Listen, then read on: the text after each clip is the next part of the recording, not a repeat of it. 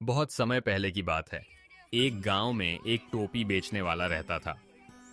टोपी वाला अपनी रंग बिरंगी टोपियों से भरी टोकरी कंधे पर रखे मुस्कुराता हुआ गलियों में घूम रहा था। उसकी चाल में उत्साह और हर कदम के साथ उसकी आवाज फैल रही थी। टोपी ले लो, सुंदर सुंदर टोपियां ले लो। बच्चे, बूढ़े और औरतें उसकी आवाज पर मुस्कुराकर झांकते। लेकिन आज गर्मी कुछ ज्यादा ही थी। एक दिन टोपी वाला टोपियां बेचते बेचते एक जंगल से गुजर रहा था।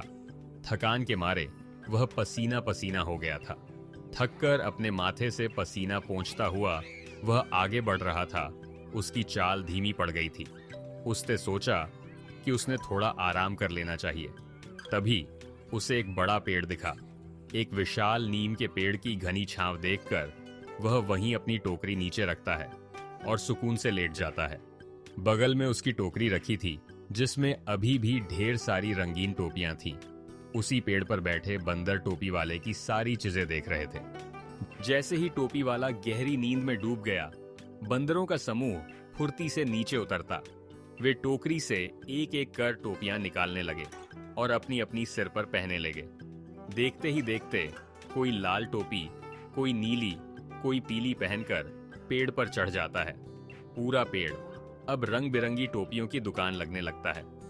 जब टोपी वाला जाग जाता है और सबसे पहले अपनी टोकरी की ओर देखता है, उसकी आंखें हैरानी और चिंता से बड़ी हो जाती हैं। टोकरी पूरी खाली थी। जब उसकी ऊपर नजर जाती है तो पेड़ पर बैठे बंदर उसकी टोपियां पहनकर उसका मजाक उड़ा रहे थे। टोपी वाला गुस्से से चिल्लाता है, टोपियां वापस करो, ये मेरी मेहनत की कमाई है, तुम्हें क्या मजाक सूझी है। जैसे ही टोपी वाला चिल्लाता है, बंदर भी उसकी नकल में चिल्लाते हैं। बंदर, वापस करो, वापस करो।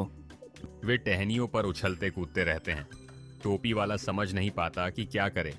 उसका चेहरा चिंता और झुंझलाहट से भर जाता है।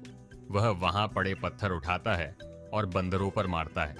बंदर उसे दोहराते हैं और पेड़ के फल तोड़कर उस पर फेंकते हैं। फिर वह गुस्से से सिर पीटता है तो बंदर भी वह दोहराते हैं। अब टोपी वाले को समझ आ गया था कि उसे क्या करता है। बंदर ध्यान से उसकी हर हरकत देखते थे और दोहराते थे। अब टोपी वाला अपनी टोपी निकालता है और जैसे ही वह टोपी जमीन पर फेंकता है, सारे बंदर भी अपनी अपनी टोपियां उतारकर नीचे फेंक देते हैं। टोपियां धड़ाधड़ जमीन पर गिरती हैं और टोपी वाला मुस्कुरा उठता है। टोपी वाला जल्दी जल्दी सारी टोपियां समेटकर टोकरी में डालता है। वह अपने अनुभव से मुस्कुराता है और आगे चल पड़ता है। अब उसे समझ आ गया कि मुश्किलों का हल गुस्से में नहीं, समझदारी से ढूंढना चाहिए। उसके पैरों के निशान धीरे धीरे उस सुनसान रास्ते पर मिटने लगते हैं, लेकिन उसकी सीख हर किसी के